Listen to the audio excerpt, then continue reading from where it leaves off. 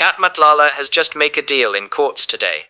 After admitting to being guilty of fraud, corruption and money laundering, Kat Matlala is trying to make a deal in court today. Instead of going through a long trial where he might get a much harsher punishment, Matlala agreed to confess and plead guilty in exchange for a lighter punishment. In court today, Kat Matlala is proposing a deal to the court.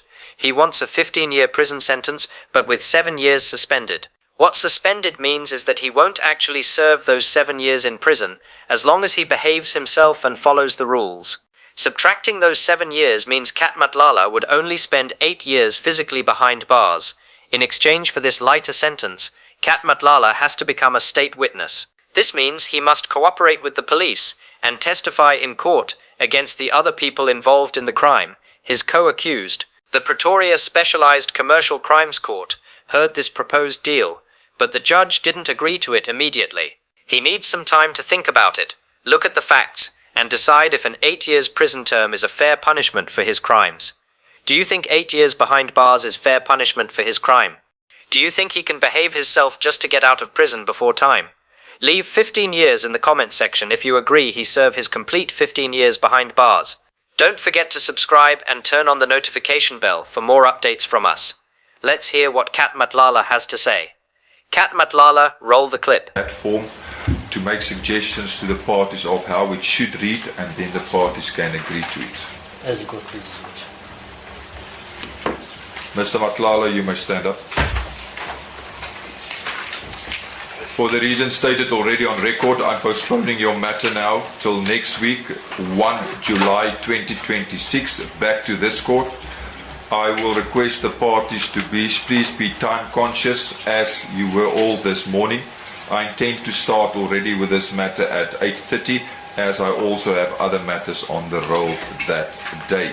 So please be time conscious. If the media is interested to be here, please ensure that your equipment is ready for the court to commence at 8:30 with its finding as to whether the agreed sentence may be regarded as just, in which instance I will hand down judgment. Furthermore, it must be noted the accused has not yet been convicted of any of the counts. The judgment will only follow if the court finds that indeed it is a just sentence. Mr. Matlala, you will remain in custody till then. I request the prosecution to ensure that transport be arranged for Mr. Matlala from prison, because people in custody normally only arrives here at 9:10, which will be too late. Do you understand, Mr. Matlala? Yes, sir. You may stand down. Court is adjourned. All right. From Mr. Matlala in respect of his children.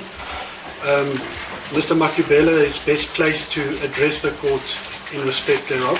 So with your leave, I'll allow him to address you on those aspects. Thank you. Yes. It's Maluleke Oshik. I see my colleague has made a mistake. I just want to correct the record. Indeed, we have consulted with the accused with regard to the situation concerning his children. We've also gone as far as trying to reach out to his wife, who is present before court. And the position is that he's a primary caregiver out of 6 of his minor children. That being Kwetsi, Leranzo, and Lulu, aged 12, 10, and 10, as well as Ntokozo, Subusiso, and Malaika. Although Ntokozo is 21 years old, Subusiso is 20 years, Malaika is 16 years old. The position is that, in fact, apologies, Your Worship, I misread it. The other 3 minor children is Vusi Jr., is Shoki, Ganyezi,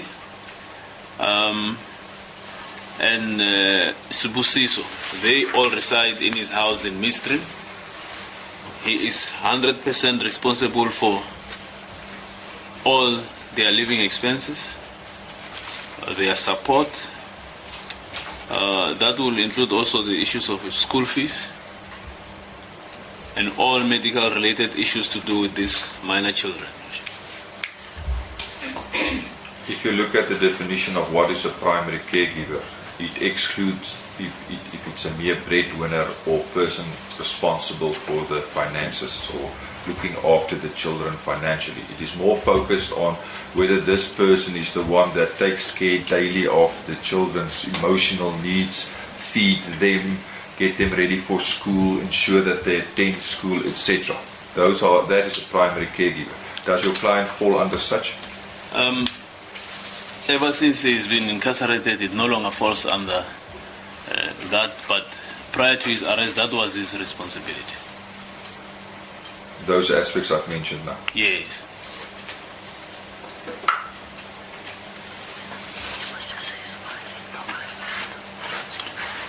Are there then people that are now taking care of the children?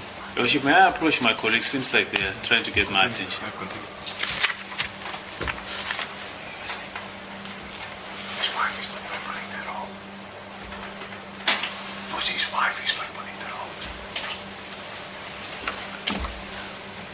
Thank you for the indulgence, Your Worship. Your Worship, that is the role that he was playing prior to his incarceration. I must just add that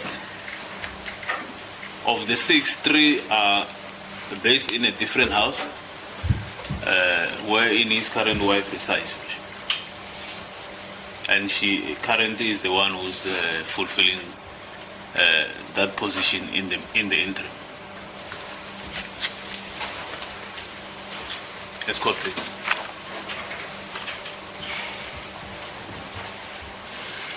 Yes, sir.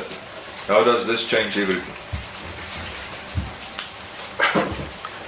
Worship, There's a clear duty on this court in line with constitutional decisions that I have a duty to ensure that the children are looked after, best interests are looked after.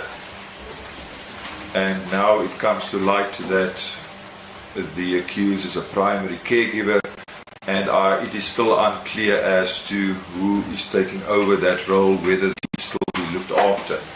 How does that impact on your plea and sentence agreement? Because at the end of the day, I must still evaluate all the evidence prior to me establishing whether this is a just sentence. Sakane Matlala, the wife of Vusamuzi Kat Matlala, the criminal involved in fraud, corruption and money laundering, was physically present in the courtroom to show her emotional and personal support for her husband, as she always does, while he officially admitted to his crimes of fraud, corruption and money laundering, and also submitted his plea deal to the judge. Sakane Matlala has stood by Kat Matlala in all of this as a wife should.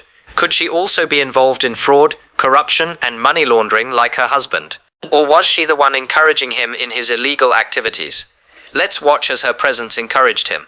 Sakane Matlala, roll the clip.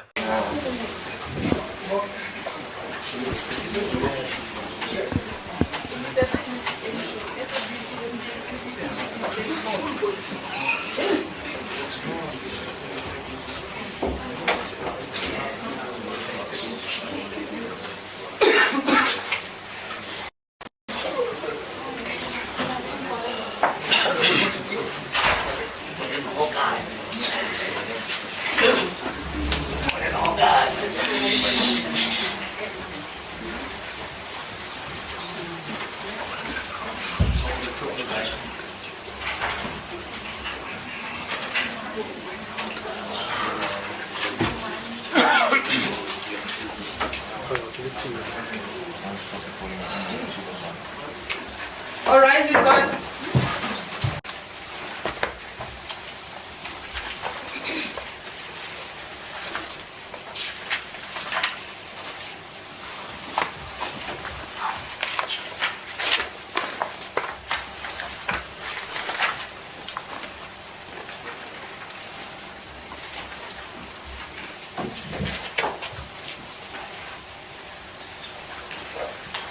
Advocate, are you able to confirm then that the prosecutor who then entered into the plea and sentence agreement with the accused persons consulted with the person charged with the investigation of the case and had due regard to the nature and circumstances relating to the offence, the personal circumstances of the accused persons, previous convictions of the accused, if any, and the interests of the community, this in compliance with Section 105, capital A, subsection 1B, Roman 1 and 2.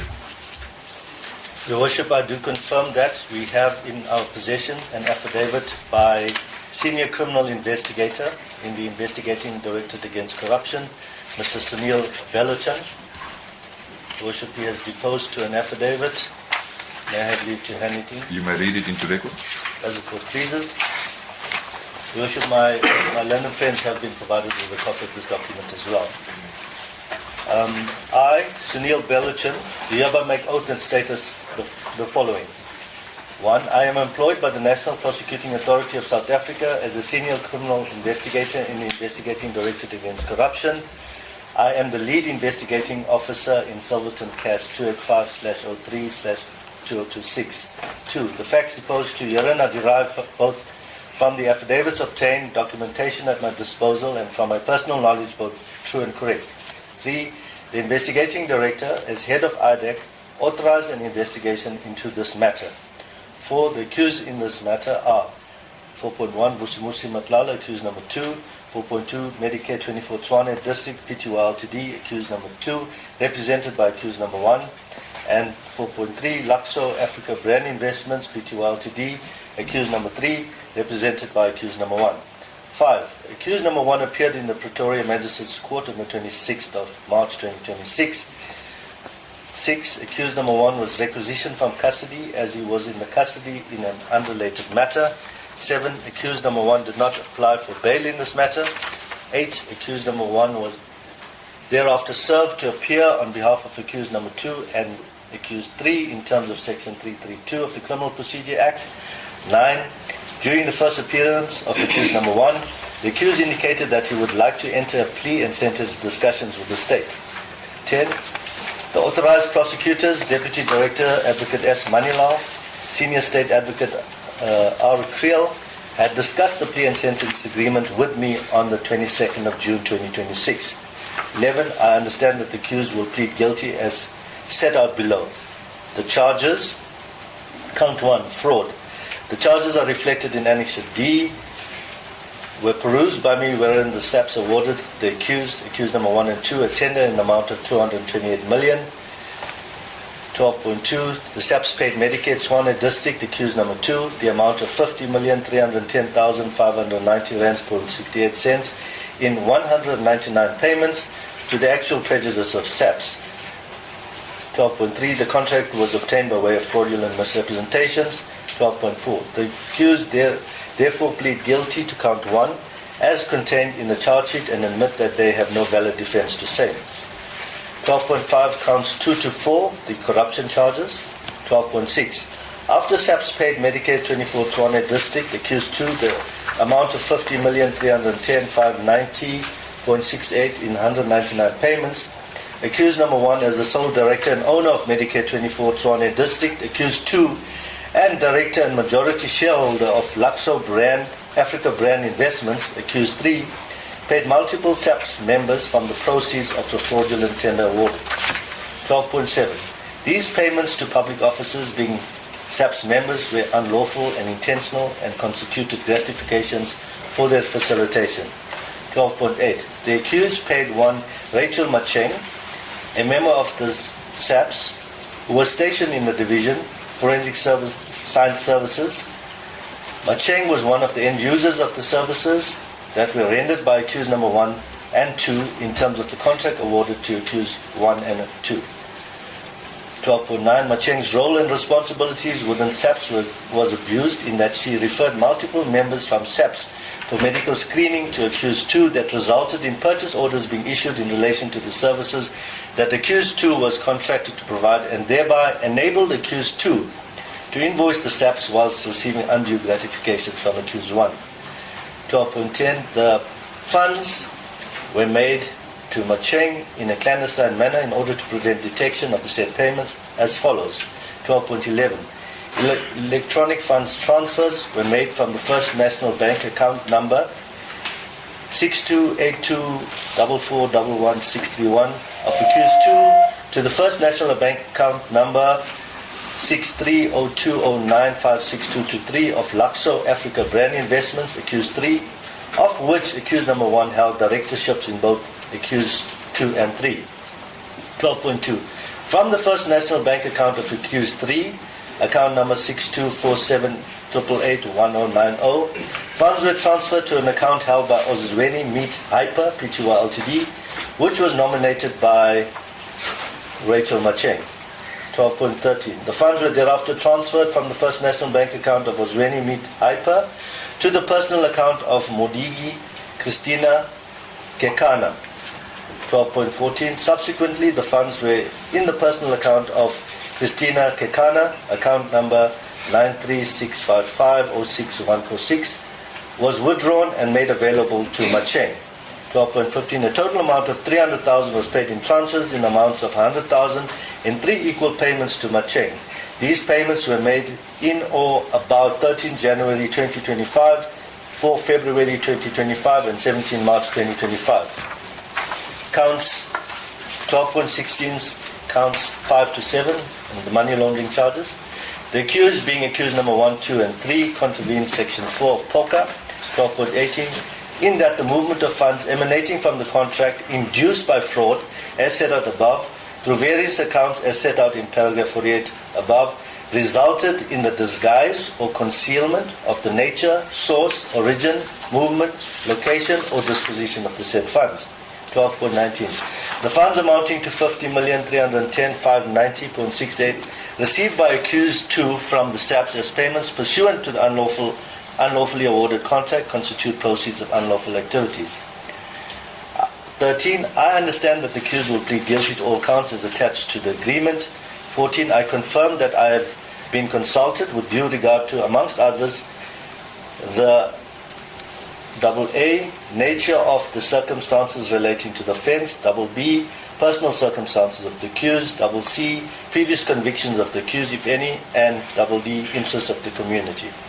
And 15, I understand that the accused will be sentenced as stipulated in paragraph 84 to 91 of the plea and sentence agreement. 16, I confirm that I have had insight into the proposed plea and sentence agreement, and after consideration of all factors mentioned therein, I am in agreement with the proposal. Consultation with the complainant. 17, Major General Charity Matlala of the South African Police Services was also consulted to me prior to concluding this affidavit. She and I agreed with the terms and sentence. The judge is currently taking until July 1st to decide if letting Matlala out in just 8 years is a fair trade for the massive amount of information and evidence he is giving the state to help lock up other dirty high-ranking police chiefs who helped him. What do you think the judge will decide? Do you think Kat Matlala will fish out those officials involved in the crime? If you want to see Kat Matlala and all the officials involved nailed for all their crimes, please hit that like button and share this video with everyone you know. Don't forget to subscribe and turn on the notification bell.